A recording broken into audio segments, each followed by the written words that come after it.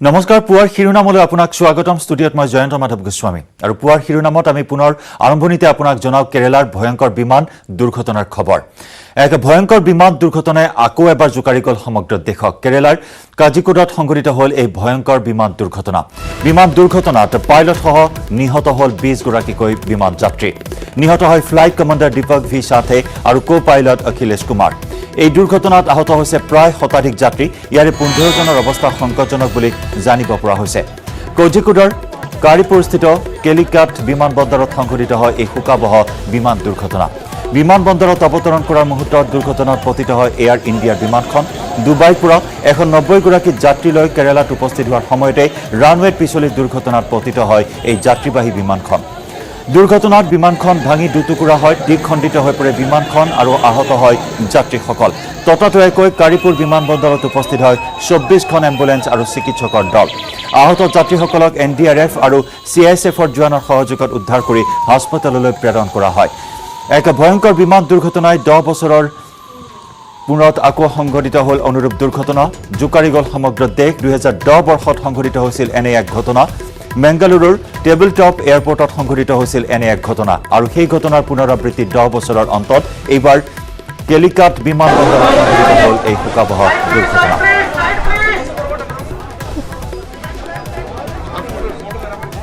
বন্দে ভাৰত আঁচনিৰ অধীনত এই বিমানখনে ডুবাইত আবদ্ধ হৈ থকা 190 গৰাকী যাত্ৰীক আনিছিল দেশলৈ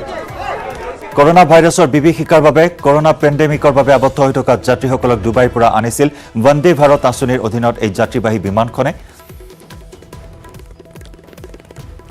কিন্তু দুৰ্ভাগ্যবশতঃ প্ৰতিকূল বতৰৰ বাবে অৱতৰণ কৰাৰ মুহূৰ্তত দুৰ্ঘটনাত পতিত হল যাত্ৰীবাহী বিমানখন আমি দেখুৱাইছো দুৰ্ঘটনাগ্ৰস্ত বিমানখনৰ দৃশ্য আজি পুৱাৰ ভাগৰ দৃশ্য আপুনি প্ৰত্যক্ষ কৰিছে আমাৰ টিভিৰ পৰ্দাত নিশা 7:41 দুৰ্ঘটনাত পতিত হয় এই যাত্ৰীবাহী বিমানখন বন্দে ভাৰত আঁচনিৰ অধীনত ডুবাইৰ পৰা অহা বিমানখনে কেলিকাট বিমানবন্দৰত অৱতৰণ কৰাৰ সময়ত সন্ধিয়া 7:41 দুৰ্ঘটনাত পতিত হয় আৰু ইমানেই ভয়ংকৰ আছিল যে এই দুৰ্ঘটনা সংঘটিত হোৱাৰ পিছতে এনেদৰে দিখণ্ডিত হৈ পৰে বিমানখন আৰু ককপিট অংশ সম্পূৰ্ণৰূপে ধ্বংসস্তূপত পৰিণত হয় যাত্ৰীবাহী বিমানখনৰ 17 বছৰ পুৰণি আছিল এই যাত্ৰীবাহী বিমানখন আমি জনাইছো 20 গৰাকী যাত্ৰীৰ মৃত্যু হৈছে 2 গৰাকী পাইলট সহ শতাধিক যাত্ৰী আহত হৈছে আহতসকলৰ 15 জনৰ অৱস্থা সংকটজনক বুলি জানিব পৰা হৈছে ডুবাইৰ পৰা 190 গৰাকী যাত্ৰী লৈ কেৰালাত উপস্থিত হোৱাৰ সময়তে প্ৰতিকূল বতৰৰ বাবে নেৰানেপৰা বৰষুণৰ বাবে দুৰ্ঘটনাত পতিত হয় বিমানখন বিগত কেইবাদিন ধৰি কেৰালাত অব্যাহত আছে নেৰানেপৰা বৰষুণ আৰু কালি সন্ধিয়াৰ ভাগতো অৱতৰণ কৰাৰ মুহূৰ্তত অব্যাহত আছিল ধাৰাসাৰ বৰষুণ বতাহ বলি আছিল পোহৰ কম আছিল ৰানৱেত আৰু যাৰ পৰিপ্ৰেক্ষিতত সঠিক সময়ত সঠিক ৰূপে লেণ্ডিং কৰাত ব্যৰ্থ হল পাইলট আৰু যাৰ বাবে দুৰ্ঘটনাত পতিত হল বিমানখন সৌভাগ্য ভাল আছিল দুৰ্ঘটনাগ্ৰস্ত বিমানখনত অগ্নিকাণ্ডৰ সূত্ৰপাত নহল দুগৰাকী পাইলট সহ নিহত হয় থিতাতে 20 গৰাকীকৈ যাত্ৰী নিহত হয় ফ্লাইট কমান্ডাৰ দীপক ভি সাথে আৰু কো পাইলট অখিলেশ কুমাৰ নিহত ফ্লাইট কমান্ডাৰ দীপক ভি সাথে এগৰাকী সিনিয়ৰ অফিচাৰ আছিল তেওঁ এগৰাকী জ্যেষ্ঠ বিষয়া আছিল 30 বছৰীয়া তেওঁৰ অভিজ্ঞতা যথেষ্ট অভিজ্ঞতা সম্পন্ন হৈও অৱশেষত সঠিকভাৱে লেণ্ডিং কৰাত ব্যৰ্থ হল দীপক ভি সাথে दो पायलट्स और अन्य बाकी व्यक्तियों की मृत्यु हुई है दिस इज मोस्ट अनफॉर्चुनेट और मैं जैसे कहता हूँ कि even one life lost is one life too many और बाकी जो है 127 जो मेरे पास जानकारी है वो अस्पताल में है बाकी लोग रिलीज़ कर दिए गए हैं हम प्रार्थना यही करते हैं कि बाकी जो इंजर्ड है that they recover very quickly और हमारी उसके लिए हम प्रार्थना करते हैं हुआ ये वंदे भारत की उड़ान थी जो दुबई से आ रही थी पैसेंजर मैनिफेस्ट के अनुसार 190 इसमें पैसेंजर्स थे और ये 7:41 पे फ्लाइट लैंड हुई है क्योंकि वेदर कंडीशन जो है मानसून के कारण अनफेवरेबल थे जो लगता है कि पायलट ने इस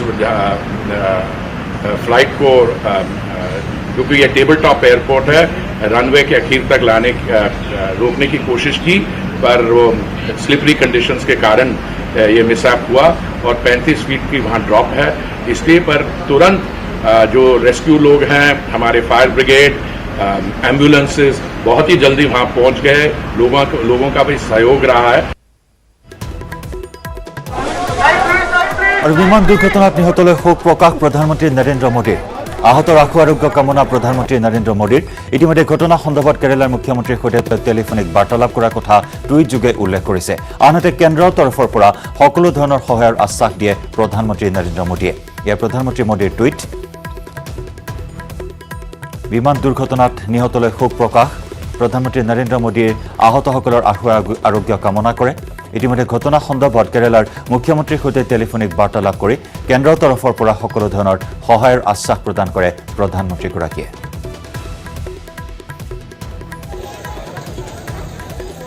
আমি পুনৰ জনাইছো বন্দে ভাৰত আঁচনিৰ অধীনত উৰা এয়াৰ ইণ্ডিয়া এক্সপ্ৰেছ এই বিমানখন দুৰ্ঘটনাত পতিত হয় শুকুৰবাৰে সন্ধিয়া 7:41 কেলিকাট বিমানবন্দৰত অৱতৰণ কৰাৰ সময়ত দুৰ্ঘটনাত পতিত হয় এই যাত্ৰীবাহী বিমানখন প্ৰতিকূল বতৰৰ বাবে স্লিপাৰী হৈ আছিল ৰানৱে আৰু যাৰ বাবে দুৰ্ঘটনাত পতিত হয় অৱতৰণ কৰাৰ মুহূৰ্তত বিমানখন দুই দিশ খণ্ডিত হৈ পৰে বিমানখন ইমানে ভয়ানক আছিল এই দুৰ্ঘটনা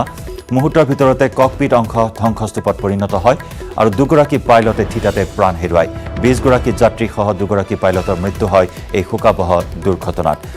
আহতসকলক ততাতৈয়াকৈ উদ্ধাৰ কৰা হয় 24খনকৈ এম্বুলেন্স চিকিৎসকৰ এটা বৃহৎ দল উপস্থিত হয় আৰু কৰোনা ভাইৰাছৰ এই বিভীষিকাৰ সময়ছোৱাতে আহত যাত্ৰীসকলক ততাতৈয়াকৈ উদ্ধাৰ কৰি হাস্পতাললৈ প্ৰেৰণ কৰা হয়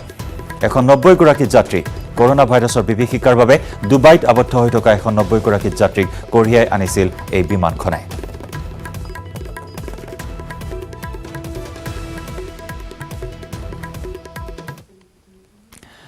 আনে গুৰুত্বপূৰ্ণ খবৰ আজিৰ দিনটোৰ সুশান্ত সিং ৰাজপুতৰ মৃত্যুৰ তদন্ত সন্দৰ্ভত অব্যাহত আছে কেতবোৰ নতুন নতুন তথ্য সন্মুখলৈ আহিছে আৰু বিশেষকৈ ইডিৰ কাৰ্যালয়ত কালিৰ দিনটোত প্ৰেয়সী ৰিয়া চক্ৰৱৰ্তীক জেৰা চলোৱাৰ অন্তত আজি ইডিৰ কাৰ্যালয়ত উপস্থিত হ'ব সিদ্ধাৰ্থ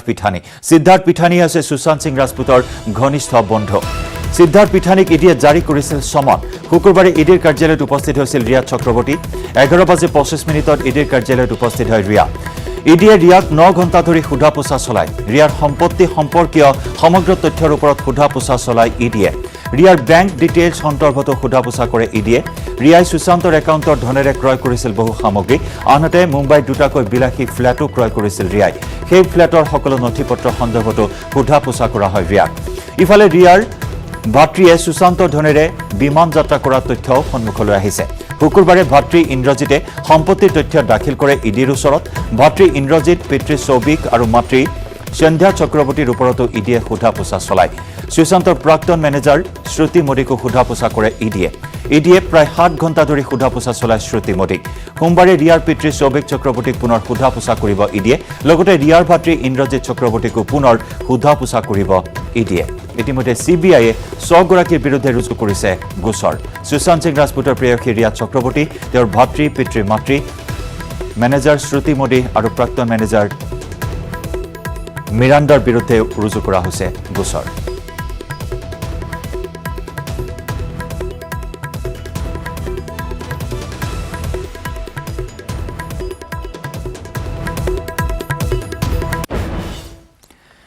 ডিব্ৰুগড়ৰ এগৰাকী কৰোনা যোদ্ধাৰ জীৱন বচাবলৈ আগবাঢ়ি আহিল বহুজন এএমচিএইচত কৰ্মৰত বিজুৰাণী গগৈ নামৰ এগৰাকী নাৰ্ছৰ দেহত কোভিড পজিটিভ ধৰা পৰাৰ পাছতেই চিকিৎসাৰ বাবে প্ৰয়োজন হৈছিল প্লাজমাৰ কিন্তু এএমচিএইচৰ লগতে জেএমচিএইচত মজুত নাছিল প্লাজমা অৱশেষত ডিব্ৰুগড়ৰ চিকিৎসক ভাস্কৰ পাপুকন গগৈ আৰু মাৰোৱাৰী যুৱ মঞ্চৰ সহযোগত গুৱাহাটীৰ পৰা প্লাজমা আনি চিকিৎসা প্ৰদান কৰা হয় নাৰ্ছগৰাকীৰ এই সন্দৰ্ভত সবিশেষ আমাক জনাব ডিব্ৰুগড়ৰ পৰা আমাৰ সাংবাদিক টমাছ বুঢ়াগোহাঁই ডিব্ৰুগড়ৰ অসম চিকিৎসা মহাবিদ্যালয়ত কৰ্মৰত এগৰাকী কৰোনা যোদ্ধা এগৰাকী নাৰ্ছৰ কালি নিশা হঠাৎ তেখেতৰ প্ৰয়োজন হৈছিল প্লাজমাৰ কাৰণ তেখেত কোভিড-19 আক্ৰান্ত হৈছিল আৰু সেই প্লাজমা তেখেতক প্ৰদান কৰিবৰ বাবে তৎপৰ হৈছিল ডিব্ৰুগড় মাৰোৱাৰী যুৱ মঞ্চ লগতে ডিব্ৰুগড়ৰ এজন চিকিৎসক ডক্টৰ ভাস্কৰ পাপুকন গগৈ আৰু তাৰ লগতে বহুতো আৰু নিশা ভাগতে সেই প্লাজমা যিহেতু ডিব্ৰুগড়ত নাছিল লগতে যোৰহাট মেডিকেল কলেজত নাছিল গতিকে গুৱাহাটীৰ পৰা অনা হৈছিল আৰু পুৱা ভাগতে আজি সেই প্লাজমা আনি অসম চিকিৎসা মহাবিদ্যালয়ত পোৱা হৈছে আৰু অতি কম সময়ৰ ভিতৰতে সেই নাৰ্ছগৰাকীক এই প্লাজমা প্ৰদান কৰা হ'ব এই ক্ষেত্ৰত মই দেখুৱাইছোঁ যিহেতু আগভাগ লৈছিল আমি কথা পাতিবলৈ চেষ্টা কৰিম বাইদেউ তেখেতক প্লাজমা দৰকাৰ হৈছিল আৰু যিহেতু অসম চিকিৎসা মহাবিদ্যালয়ত নাছিল গতিকে গুৱাহাটীৰ পৰা বহুতৰ সহযোগত এয়া অনোৱা হৈছে কি ক'ব সেইটো আমাৰ প্ৰথমতে ৰিকুৱেশ্যন আহিছিলে ইয়াত যিহেতু আমাৰ ইয়াত নাছিলে সেইটো কাৰণে গুৱাহাটীলৈ ৰিকুৱেশ্যন পঠিওৱা হৈছে আৰু তাৰ পৰা অতিকে বহুত এটা ছিষ্টেমেটিক মেনাৰত আমি অনা হৈছে বস্তুটো যাতে সময়মতে নাৰ্ছগৰাকীক দিয়া হয় আৰু এতিয়া আমি গম পাইছোঁ plasma therapy is one of the prime মানে মেডিকেশ্যনটো যিহেতু একো নাই ক'ভিডৰ এইটোৱে এটা এনেকৈ মানুহক বচোৱা হৈছে চ' আই থিংক এইটো আমাৰ আছাম গভৰ্ণমেণ্টে বহুত ভাল কৰিছে কি আমি ইমান ছিষ্টেমেটিকলি এইটো কাম কৰিব পাৰিছোঁ যোৱাকালি ৰাতি 8টা বজাত খবৰ পালোঁ যে আমাৰ বিজুৰাণী বাইদেউ তেখেতক প্লাজমাৰ প্ৰয়োজন তো আমাৰ ইয়াত প্লাজমা ইতিমধ্যে শেষ হৈ গৈছিলে যোৰহাট মেডিকেল কলেজতো শেষ হৈ গৈছিলে তো গুৱাহাটী মেডিকেল কলেজত মোৰ বন্ধু আছে ডক্টৰ মহম্মদ আছে তেখেতক খবৰ কৰিলোঁ তেখেতে ক'লে যে বি পজিটিভ প্লাজমা আছে তো তেতিয়া লগালগ কিন্তু এটা চেলেঞ্জ আহিলে যে ৰাতি কোনে আনিব প্লাজমা অনাটো হেৰি নহয় তেতিয়া মই মাৰোৱাৰী যুৱ মঞ্চৰ পূৰ্বতীয় প্ৰান্তৰ লগত যোগাযোগ কৰিলোঁ তেতিয়া তেওঁলোকৰ ৰাহুল আগৰৱাল আৰু ৰবি সুৰেখা তেওঁলোকে নগাঁৱলৈকে লৈ আনিলে প্লাজমাটো নগাঁৱৰ পৰা বিবেক তদী আৰু অশ্বিনী ভজংকা তেওঁলোকে আনিলে বোকাখাটলৈকে বোকাখাটৰ পৰা মুকেশ পোদ্দাৰ আৰু সন্তোষ মোৰ তেওঁলোকে লৈ আনিলে যোৰহাটলৈকে যোৰহাটৰ পৰা জ্যোতি সিংঘী আৰু প্ৰেম পাৰিক তেওঁলোকে লৈ আনিলে শিৱসাগৰলৈকে মনীষ বেৰিয়া আৰু গৌতম বেৰিয়া এই দুজনে লৈ আনিলে মৰাণলৈকে শিৱসাগৰৰ পৰা মৰাণলৈকে লৈ আনিলে আৰু মৰাণৰ পৰা সুবীৰ কেজৰিৱাল অৰ্জুন হাৰালকা আৰু তেওঁলোকক মই সহযোগ কৰোঁ আহি এতিয়া বৰ্তমান এই পুৱাবেলা 7:10 প্লাজমাটো বাইদেউক প্ৰদান কৰিছোঁ অতি সোনকালে তেওঁ প্লাজমাটো পাব আৰু আমি আশা ৰাখিছোঁ তেওঁ যে আশু আৰোগ্য হয় নিশ্চয় এইদৰে এতিয়া যি কৰোণা যোদ্ধা আছে যিসকলে কৰোণাৰ ৰোগীসকলৰ লগত শুশ্ৰূষা কৰাৰ ক্ষেত্ৰত দিনে লাগি আছে এতিয়া তেনে এগৰাকী যিহেতু নাৰ্ছ ক'ভিড-19 আক্ৰান্ত হৈছিলে আৰু সেইগৰাকী নাৰ্ছক ইতিমধ্যে জীৱন ৰক্ষা কৰিবৰ বাবে এইদৰে এতিয়া বহু লোক আগবাঢ়ি আহিছে আৰু নিশা ভাগতে গুৱাহাটীৰ পৰা ইতিমধ্যে জনাইছেই বহুজনে যে কেনেদৰে প্লাজমা আনি ডিব্ৰুগড় অসম চিকিৎসা মহাবিদ্যালয়ত পোৱা হৈছে আৰু আশা কৰিছোঁ আমি এইগৰাকী নাৰ্ছ যিগৰাকীয়ে দিনে ৰাতিয়ে ক'ভিড-19 যিসকল ৰোগীক শুশ্ৰূষা কৰাৰ ক্ষেত্ৰত তেওঁলোকে লাগি আছিল আমি আশা কৰিছোঁ তেখেত অতি সোনকালে আৰোগ্য হৈ উঠক চৌদিশে কৰোনাৰ আতংকৰ মাজত কাজিৰঙাৰ দগাঁও লুখুৰীয়া খনা আৰু মহপাৰা গাঁৱত শুকুৰবাৰে সম্পন্ন হ'ল এখন ব্যতিক্ৰমী বিয়া দৰা কইনা একেখন গাঁৱৰে আৰু সেয়েহে জিলা অতিক্ৰম কৰাৰ ক্ষেত্ৰত কৰোনাৰ বাবে চৰকাৰে জাৰি কৰা নিষেধাজ্ঞাৰ ক্ষেত্ৰতো বিশেষ চিন্তা কৰিবলগীয়া নহল পাছে দৰা কইনাহে বিয়াৰ নীতি নিয়ম সম্পূৰ্ণ নোহোৱালৈ সোমাই থাকিবলগীয়া হ'ল হাতৰ মুঠিত প্ৰকৃততে এয়া অসমীয়া গ্ৰাম্য জীৱনত পৰম্পৰাগতভাৱে চলি অহা এখন ভেকুলীৰ বিয়াহে শেহতীয়াকৈ 3টা বানে জুৰুলা কৰা কাজিৰঙা ৰাষ্ট্ৰীয় উদ্যানৰ দাঁতিকাষৰীয়া অঞ্চলত দেখা দিছে আন এক সমস্যাই দীৰ্ঘদিন ধৰি বৰষুণৰ অভাৱে কৃষকৰ মাজত হাহাকাৰ অৱস্থাৰ সৃষ্টি কৰিছে ভূঁই ৰোৱাৰ বাবে পথাৰত পানীৰ অভাৱ সেয়েহে কৃষকে পৰম্পৰাগত বিশ্বাসক আঁকোৱালি লৈ পাতিলে ভেকুলীৰ বিয়া অসমীয়া সমাজৰ যথা ৰীতি বিয়াখন সম্পন্ন কৰিবলৈ হাতে কামে লাগি পৰিল গাঁৱৰ জীয়ৰী বোৱাৰী কইনাক জোৰোণ পিন্ধোৱাৰ পৰা দৰা আদৰি কইনা সম্প্ৰদান কৰালৈ সকলো কৰা হ'ল মহা ধুমধামেৰে কইনাক পৰিয়ালৰ লোকে বিদায় দিলে কান্দি কাটি অৱশ্যে ইয়াৰ মাজতো উদ্যোক্তাসকলৰ মন্তব্য যে বৰ্তমান বিজ্ঞানৰ যুগত এনে নিয়ম অন্ধবিশ্বাস বুলিয়ে গণ্য কৰা হয় তথাপিও পুৰণি বিশ্বাস আৰু পৰম্পৰা ৰাখি আয়োজন কৰা হৈছে এই বিয়াখন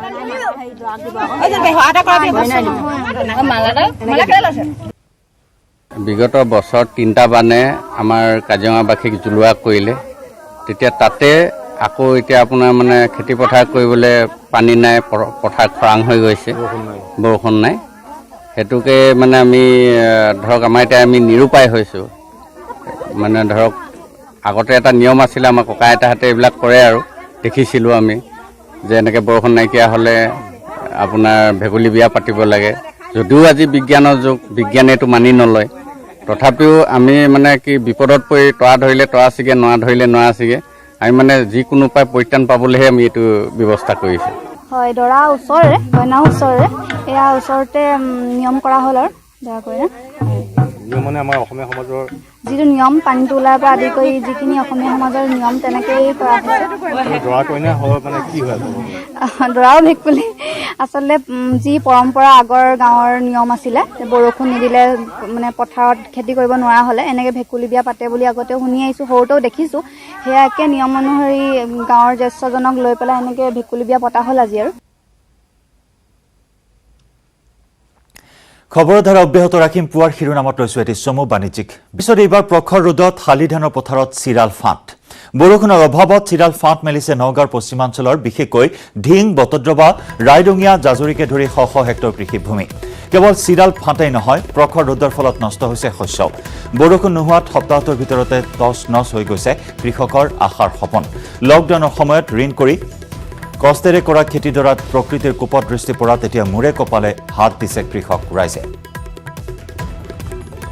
একদম সম্পূৰ্ণ ধ্বংস কৰি পেলালে কঠীয়া বুলিবলৈ কঠীয়া যথেষ্ট আছে কিন্তু পানীৰ অভাৱত আমি খেতি কৰিব পৰা নাই ৰুব পৰা নাই এতিয়াও পানী জলতক জেগাই জেগাই আপোনাৰ চিন্দাল ফাটা দিছে দবিলাকত দই যিখিনি ৰুইছোঁ সেইখিনি চিন্দাল ফাট দিছে পানী কোনো হেৰি নাই এতিয়া খৰাং মাৰি আছে ৰাইজৰ মানে দুৰ্গতি যেনে যেনে দ মাটিখিনি সম্পূৰ্ণ গ'লেই বাম মাটিও এতিয়া যোৱা অৱস্থাত আছে চৰকাৰৰ ওচৰত এইটোৱেই অনুৰোধ যাতে আমাক জলসিঞ্চনৰ ব্যৱস্থা এটা কৰি দিয়ে কৰোণাৰ মাজতে কৃত্ৰিম বানপানী হ'ল বানপানীত শুকোৱাৰ পিছত আমি যেতিয়া খেতি বাতি দৰা লগাইছিলোঁ সম্পূৰ্ণ খেতিখিনি এতিয়া গৰি খহি ধ্বংস হৈ গৈছে মাটি চিন্দাল ফাট দিছে যদি কৃষি বিভাগে যদি অকণমান সাহায্য কিবা এটা আগবঢ়ায় তেতিয়াহ'লে আমাৰ কৃষিসকলে খেতিয়কসকলে বা মোক খেতিখিনি অলপ চোৱা চিতা কৰিব পাৰিব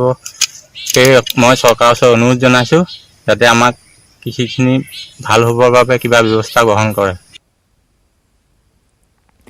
কামপুৰ ৰজাগাঁও কলনীত সংঘটিত হৈছে শোকাবহ ঘটনা শুকুৰবাৰে নিশা বনৰীয়া হাতীৰ গছকত প্ৰাণ গ'ল এজন লোকৰ হাতীৰ আক্ৰমণত আহত হৈছে একেটা পৰিয়ালৰ আন দুজন লোকৰ নিহত যুৱকজনৰ নাম চন্দন বিশ্বাস আহত হৈছে মৃত চন্দন বিশ্বাসৰ পিতৃ মাতৃ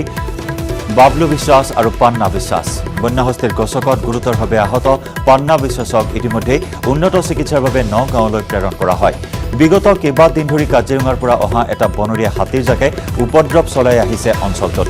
নিশা খাদ্যৰ সন্ধানত অহা বন্যাহস্তীৰ জাকটোৱে ভাঙি লণ্ডভণ্ড কৰে বাবুল বিশ্বাসৰ বাসগৃহ ৰাতি 1:30মান বজাত যেতিয়া হাতী আহিছে হাতী অহাৰ পিছত তাৰ খুৰাৰ ঘৰ ভাঙি আহিছে যোনজন ল'ৰা মৰিছে তাৰ খুৰাৰ ঘৰ ভাঙি আহি পেলাই এইফালে আৰু এটা ঘৰ ভাঙিছে ভাঙি অহাৰ পিছত সিহঁতে যেতিয়া দৰ্জাখন খুলিছে খোলাৰ পিছত মানে চিটকানিটো মাৰিবলৈ টাইম পোৱা নাই হাতী আহি গ'ল দৰ্জা মুখত দৰ্জাখন ভাঙি পেলাই দিলে তাৰ মাক আৰু বাপেক দৰ্জা তলতে আছিলে তাৰপিছত সি সাৰ পাই পেলাই বচাবলৈ আহিছে তাৰ মাক বাপেক পিছত হাতী দৰ্জাখন এৰি পেলাই তাৰ মা বাপেক এৰি পেলাই তাকে দৌৰা লৈ গ'ল মানে এইফালে লৈ যোৱাৰ পিছত সি তাত পৰি গ'ল পৰাৰ পিছতে তাক মানে ঘাত কৰিছে হাতী ভয়ত আঁতৰি যাওঁতে থাপ মাৰি ধৰি পেলাই বুকু পিঠিত আঘাত কৰি মৃত্যু ঘটায় তাৰ লগতে মাক চন্দনা বিশ্বাস তেওঁ ইনজিঅ'ৰ হৈছে তেওঁ বাহুত দুখ পাইছে বুকুত দুখ পাইছে তেওঁক ইতিমধ্যে আমি চিকিৎসাৰ কাৰণে অকণমান ব্যৱস্থা দি নগাঁৱলৈ পঠিয়াই দিয়া হৈছে দুধনৈত পুনৰ লকডাউন ঘোষণা আজিৰে পৰা দুধনৈত 7 দিনীয়া সম্পূৰ্ণ লকডাউন ৰাভা হাছং পৰিষদ নিখিল ৰাভা ছাত্ৰ সন্থা ব্যৱসায়িক সন্থা আৰু উন্নয়ন কমিটিয়ে ঘোষণা কৰিলে লকডাউনৰ দুধনৈত 14 আগষ্টলৈ বাহাল থাকিব লকডাউন জৰুৰীকালীন সেৱাৰ বাদে বন্ধ থাকিব সকলো কৰোনাৰ গণসংক্ৰমণৰ প্ৰতি লক্ষ্য ৰাখি এই সিদ্ধান্ত লৈছে সংগঠনসমূহে ইতিমধ্যে কৰোনাত আক্ৰান্ত হৈছে আৰক্ষী সাংবাদিক ব্যৱসায়ীকে ধৰি সাধাৰণ জনতা দুধনৈত এই পৰ্যন্ত কৰোনাত আক্ৰান্ত হৈছে 27 গৰাকী লোক 14 আগষ্ট পৰ্যন্ত দুধনৈত বাহাল থাকিব লকডাউন কৰোনাৰ গণসংক্ৰমণৰ প্ৰতি লক্ষ্য ৰাখি এই সিদ্ধান্ত গ্ৰহণ কৰা হৈছে আজিৰে পৰা দুধনৈত 7 দিনীয়া সম্পূৰ্ণ লকডাউন ঘোষণা ৰাভা হাছং পৰিষদ নিখিল ৰাভা ছাত্ৰ সন্থা ব্যৱসায়ী সন্থা আৰু উন্নয়ন কমিটিয়ে ঘোষণা কৰিছে লকডাউন জৰুৰীকালীন সেৱাৰ বাদে বন্ধ থাকিব সকলো কৰোনাৰ গণসংক্ৰমণৰ প্ৰতি লক্ষ্য ৰাখি এই সিদ্ধান্ত সংগঠনসমূহৰ ইতিমধ্যে দুধনৈত কৰোনাত আক্ৰান্ত হৈছে আৰক্ষীৰ পৰা সাংবাদিকলৈ ব্যৱসায়ীকে ধৰি সাধাৰণ জনতা দুধনৈত এই পৰ্যন্ত কৰোনাত আক্ৰান্ত হৈছে 27 গৰাকী লোক অহা 14 আগষ্টলৈকে আমি এটা লকডাউনৰ ঘোষণা কৰিছোঁ আৰু এই লকডাউনৰ সময়ছোৱাত আমি দুধনৈত সকলো দোকান পোহাৰ ব্যৱসায়িক প্ৰতিষ্ঠান আজি বন্ধ ৰখাৰ বাবে আহ্বান জনাইছোঁ সকলো ব্যৱসায়িক প্ৰতিষ্ঠানক আৰু লগতে আমি ইয়াকো আহ্বান জনাইছোঁ যে দুধনৈৰ যিখিনি নিকটৱৰ্তী এলেকা আছে ডামৰা হওক ডামৰা তাৰপিছতে লেলা উপৰতলা ফফল আদি কৰি এই অঞ্চলৰ মানুহখিনিকো যেন মানে দুধনৈলৈকে যেন তেওঁলোকে ওলাই আহি এই গণসংক্ৰমণ বৃদ্ধিত যেন তেওঁলোকে মানে অৰিহণা নযোগায় তাৰ বাবে মই আহ্বান জনাইছোঁ বাৰে বাৰে আৰু প্ৰত্যেককে মানে বিনা কাৰণত বাহিৰলৈ ওলাই নাহি ঘৰতে সোমাই থকাৰ বাবে আহ্বান জনাইছোঁ আৰু তেওঁলোকক আমাৰ এই গণসংক্ৰমণ ৰোধ কৰাত সহযোগিতা আগবঢ়াৰ কাৰণে আমি 3টা সংগঠনৰ পৰা অনুৰোধ জনাইছোঁ আগন্তুক 48 ঘণ্টাৰ বাবে বন্ধ ধুবুৰী উপায়ুক্তৰ কাৰ্যালয় সপ্তাহান্তিক লকডাউনৰ মাজতে উপায়ুক্তৰ কাৰ্যালয় বন্ধ ঘোষণা জিলা উপায়ুক্ত অনন্ত লাল জ্ঞানীৰ কাৰ্যালয়টোৰ খাদ্য আৰু অসামৰিক যোগান বিভাগৰ দুজনকৈ বিষয়া কৰ্মচাৰী কোভিড পজিটিভ পোৱাৰ পিছতে এই সিদ্ধান্ত গ্ৰহণ কৰা হয় আনহাতে খাদ্য আৰু অসামৰিক যোগান বিভাগৰ কাৰ্যালয় অহা 7 দিনৰ বাবে বন্ধ ঘোষণা কৰা হৈছে উপায়ুক্তৰ কাৰ্যালয়ৰ সকলো কৰ্মচাৰীক ৰেণ্ডম টেষ্ট কৰাৰ নিৰ্দেশ দিয়া হৈছে ধুবুৰীত এতিয়ালৈকে আক্ৰান্তৰ সংখ্যা 1457 জন আৰু ইয়াৰে সুস্থ হৈ ঘৰলৈ উভতিছে 1046 জন আনহাতে জিলাখনত এই পৰ্যন্ত মৃত্যু হৈছে 6 জন কোভিড ৰোগীৰ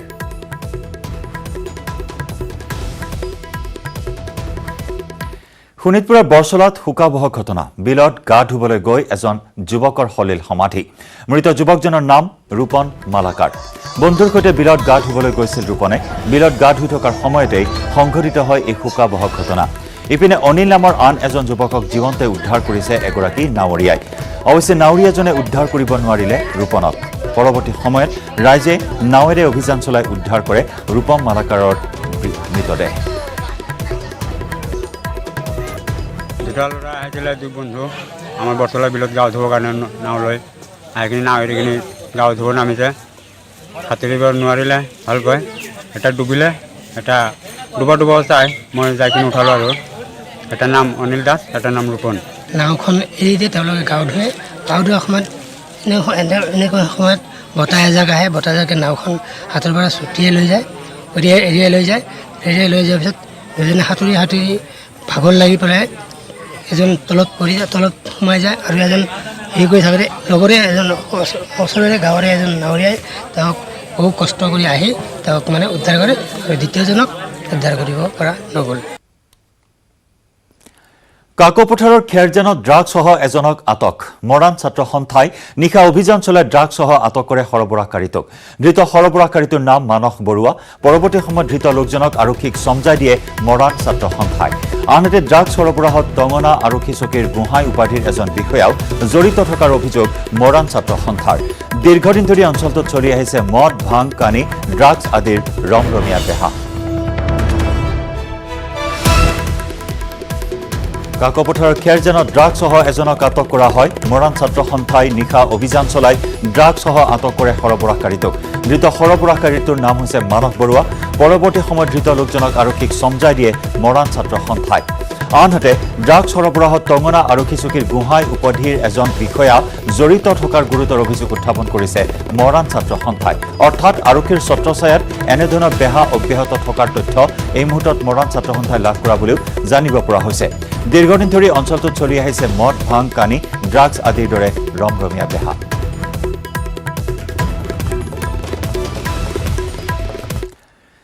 মহানগৰী লখৰাৰ 108ৰ মুখ্য কাৰ্যালয়ত কৰোনাৰ গণসংক্ৰমণ অব্যাহত 108ৰ পুনৰ 7 গৰাকী কৰ্মচাৰী আক্ৰান্ত হৈছে কোভিড-19ত কৰোনাত আক্ৰান্ত হৈছে শেহতীয়াকৈ ভাস্কৰ বড়ো নমিতা আহমেদ বঞ্জিতা হাজৰিকা ইয়াকুব আলী আশৰাফুল ইছলাম খুনমণি বৰমুদাই আৰু প্ৰাঞ্জল ঠাকুৰীয়া ইয়াৰ পূৰ্বে বৃহস্পতিবাৰে কৰোনাত আক্ৰান্ত হৈছিল 9 গৰাকী কৰ্মচাৰী 3 দিনত কাৰ্যালয়টোৰ 16 গৰাকী কৰ্মচাৰী আক্ৰান্ত হোৱাত এতিয়া আতংকিত হৈ পৰিছে আন কৰ্মচাৰীসকল কৰোনা আক্ৰান্ত আটাইকেইজনে জিভিকে ইমাৰ্জেঞ্চি সেৱাৰ সৈতে জড়িত অধিক জনাব আমাৰ সাংবাদিক উৎপল হালৈ হয় ইতিমধ্যে আপুনি উল্লেখ কৰিছে যোৱা পৰহি দিনটোত কোভিড-19ত আক্ৰান্ত হৈছিলে 108ৰ মুখ্য কাৰ্যালয় 9জনকৈ লৈ আৰু যোৱাকালি দিনটোত সেই ৰোগীৰ সংখ্যা আক্ৰান্তৰ সংখ্যা বৃদ্ধি হৈ ক্ৰমাৎ হৈ গ'ল 16 জন সৰ্বমুঠ আৰু পৰহি যিহেতু 9 জন আৰু যোৱাকালি 7 জন লোক আক্ৰান্ত হোৱাৰ পিছতে এতিয়া সংযুক্ত স্কোৱাৰত সকলোৱে ইতিমধ্যে এক ভয় আৰু আশংকাত বিৰাজমান কৰিছে কিয়তো সংযুক্ত স্কোৱাৰত দুটাকৈ মুখ্য কাৰ্যালয় আছে ICICI বেংক আৰু ষ্টেট বেংক অফ ইণ্ডিয়াৰ আৰু এতিয়া যদি সমগ্ৰ ঘটনাটি চোৱা যায় বা সমগ্ৰ কাহিনী চোৱা যায়